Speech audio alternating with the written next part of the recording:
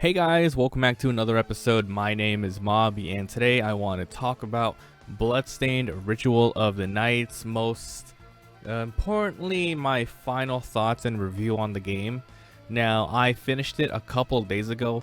I 100% completed it on Nightmare. I originally played the first 20 or so hours on normal mode on PC, and then I found out, hey, you can easily unlock Nightmare and hard mode just by entering a name in the main menu. So when you first start a game, instead of putting whatever your name would be, you just put an all caps Nightmare and then you unlock it. So I pretty much quit my normal playthrough and I went to do the Nightmare one. I did that because I like this game a lot. I was really interested in the harder modes, and I know I was going to 100% the game, and I didn't want to 100% the game like 3 times. So I just went straight to Nightmare mode. There's a lot of cool differences. Pretty much, you don't level up anymore. It's a big challenge, but it works. And I was able to play the whole game with it. So, enemies are in different places. Enemies who are supposed to be harder ones placed later on get placed very early. So you have a lot to deal with. You do not level up anymore.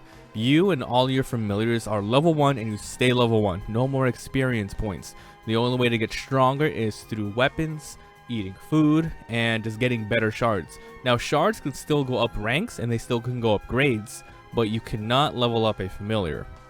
And other than that, some bosses have some new moves. All the gameplay, by the way, that you are seeing is from the couple hours that I did stream it. I stopped streaming it, and not because I didn't like the game, but because I was doing some really boring stuff in the game, but I still wanted to play. I was farming because I just wanted to get this item, get it upgraded, and I stopped streaming it and I decided to play it on my own. And that's how you know a game is really good, is where I don't even want to stream. I just want to sit there and play, you know, maybe like 2 hours a night before I sleep. Just, you know, just put on a stream, grab my controller, farm a little bit, watch, farm a little bit, watch. I can't do that while I'm streaming. You know, so overall, it's a really good game. It is well worth the money. I think what was it? It was like $29.99 or $39.99. With the amount of effort that went into this game and the amount of time I spent on it, I would have been easily would have paid like a full price, $59.99 for this game. It's that good. And there's a lot of free DLCs coming up, which I'll talk about very soon. So overall, it is a perfect modern Symphony of the Night. It's a Castlevania, Metroidvania game. A quick small summary of the story. Probably should have done that a little bit earlier, but you are a shard bender. You have been woken up after decades. I don't remember how long, 50 years, 500 years, and you have to go through a castle. Not Dracula, there's no Dracula here. A demon to fight your other half, supposedly. And it works just like Symphony of the Night would. You enter your castle, you start off at level 1, you defeat enemies, and they randomly drop items, equips, consumables, and the really exciting part is they drop shards sometimes that give you powers, such as passive powers, like maybe you can run faster if you equip the shard. One makes you jump higher, one lets you shoot fire in a certain direction, one shoots a giant poisonous gas, one summons a familiar of a Dullahan head that follows you around. You can get little combinations, you can upgrade them, etc. You have a base town where you can do quests like kill a certain amount of enemies to get rewards like new weapons, food. You can also grow food. There's a garden there, so you plant a seed there. You come back later. There's another NPC who wants certain equips like a tiara, and then you get other equipment for that. There's another NPC who wants different food, so you cook the foods, you give it to them, and you get rewards. Speaking of food, food is a really good way to recover HP in the game. You can easily recover HP just by pressing start and going into your menu and clicking, hey, you know, I want to eat my apple sundae or whatever it is. And then the first time you eat a food, you get a first time bonus to your overall stats permanently. For instance, you eat flan, you get a permanent 2 intelligence for the whole game. Maybe you get experience boost, max mana, max HP, max luck, etc. So it's really awesome that way. It's your basic side-scroller platform. You run around, collect as much as you can, get treasure, get money, buy stuff, sell stuff, craft things, defeat bosses, look for enemies, look for secrets in the walls, Castlevania style, breaking the walls, save rooms, teleports, etc. If you've played any of the Castlevanias in the style of Metroidvania before, this is your game 100%. Small nitpicks though, like the game's almost perfect, dude. It's almost really perfect. The bosses are way too easy though. When you first, if you literally know nothing about the game and you jump in, the first couple of bosses are gonna be like, whoa, this is cool, this is exciting, wow. Like the first boss is on a giant boat and you have to fight her. She has a lot of different moves, especially on Nightmare mode, where you have to force yourself to hide behind an enemy to guard one of her AoE screen attacks, which is pretty cool. So once you defeat that boss, the next boss is Zangetsu, who is the main character of the other game of Bloodstained in the 2D retro style. And he's a pretty tough fight. He's a pretty tough fight if you don't know what you're doing. And then after that, all the bosses are super easy because you start to get access to a lot more healing items, and this is one of the things. Well, okay, the bosses, I really like. I just steamrolled them like they were regular enemies, even in Nightmare mode, because you are invincible in this game if you prepare well. You could press start at any time, even if you have like 1 HP, or even in the animation of getting hit. I think you can do that if you're super like on point. You can press start.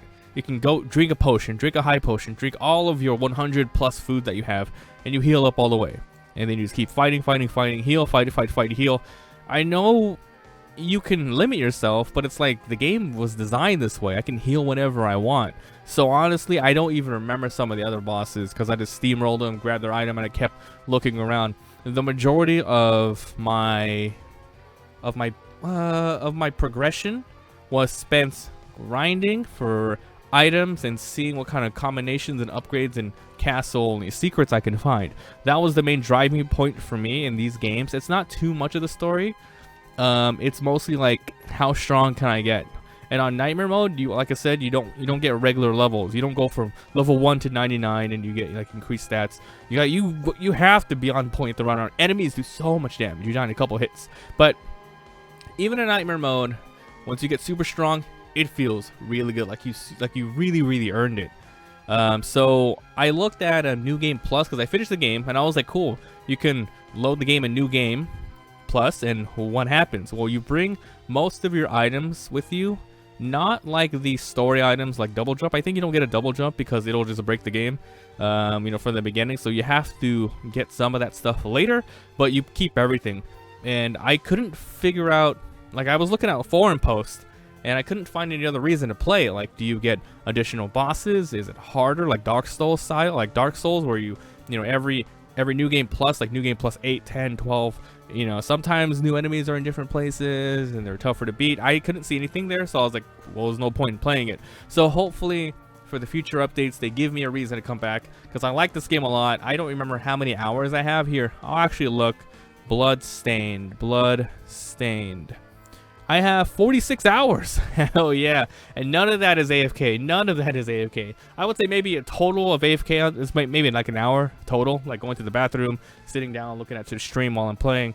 It's all play. It's all gameplay. It's so good. So for future new DLCs, I think from what I read from the Kickstarter page and the Steam page, they're going to add like new character playthroughs. Like you can probably play as Zangetsu, who is the soul wheel, Matsune? I forgot what his sword is called. Ooh, it's the one you need for the secret ending. But yeah, you can play as him later on, and maybe there's another one. Hopefully some new bosses. They already have a speed run and a boss rush mode, which I haven't tried yet. I should see how that works. And then one thing that really interested me, I don't know if it's real, but someone brought it to my attention, like, hey, they're planning to also add a roguelike mode. This game has so many items, consumables, enemies. I would so love a roguelike mode where it's kind of like, think a shorter run version of, The Binding of Isaac. Oh, what's that 2D one? Rogue Legacy. Yes, Rogue Legacy.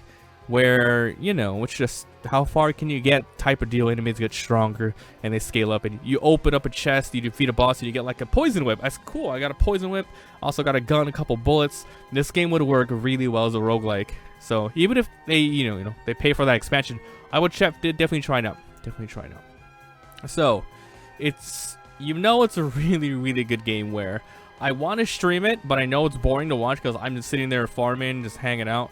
So I finished all of it off screen, and you know it's a good game when you finish it off stream. For me personally. So I have to say, guys, Bloodstained Ritual of the Night. If you haven't heard of it, hopefully I somewhat convinced you of it. And if you are on the fence about it, get the game. It's worth the money.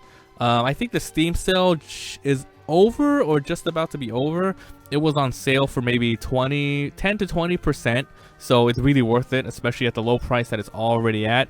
And there's future DLC coming. This is a game which I'm going to be coming back to every single time they put a new like update out. I'll be checking it out. There's still more secrets, like Easter eggs, to be found in there. For instance, there's a lot of backer portraits, and there's a backer room there where you sit in there and the ghost pops up, and I don't know, it's some weird and crazy stuff. Anyways, guys, just wanted to let you know my final thoughts on Bloodstained. I feel bad for not, you know, archiving, recording. So, you know, being a YouTuber and streamer, I usually want to stream and record every game that I play so I can have it somewhere on the internet so I can watch it at a later date, have footage, or if you guys really want to see it, like, hey, you played this was my favorite game of all time, I want to watch you play it. You know, it's like, oh, 5 years ago, I'll click on that. I don't have this one, but you know, I guess this was a game for me, and I really enjoyed it, and I just wanted to share my experience with it. Like I said, it's a good game, but my god, the only thing that would have made it more accessible would be just less food cheese. Like whenever you start a boss fight, maybe they can give you like 10 items you can use, and that's it. That would have made it good, because literally I would just smack a boss. Oh, you hit me for 500? I'll just quick heal, and then smack, smack, smack, heal. Anyways, hey, let me know in the comments if you guys have played it, and what do you guys think? Do you have the same gripes that I have? Is there anything I didn't talk about that you want to mention to let people know, hey, this game is really good for this reason? Music's good, graphics good, etc. I'm going to point that out because it's great. It's so good. Please comment by the Twitch live streams. There's a link down below. Daily videos. Check out the segments for my new podcast, the Colossal Arcade Podcast. It's, we're uploading it every Monday on Spotify, iTunes, and Podbean. And throughout the week, I'm uploading segments of it to see if you guys are interested. It'll link you to it. So thanks for being here. Thanks for watching. And I'll see you guys next time.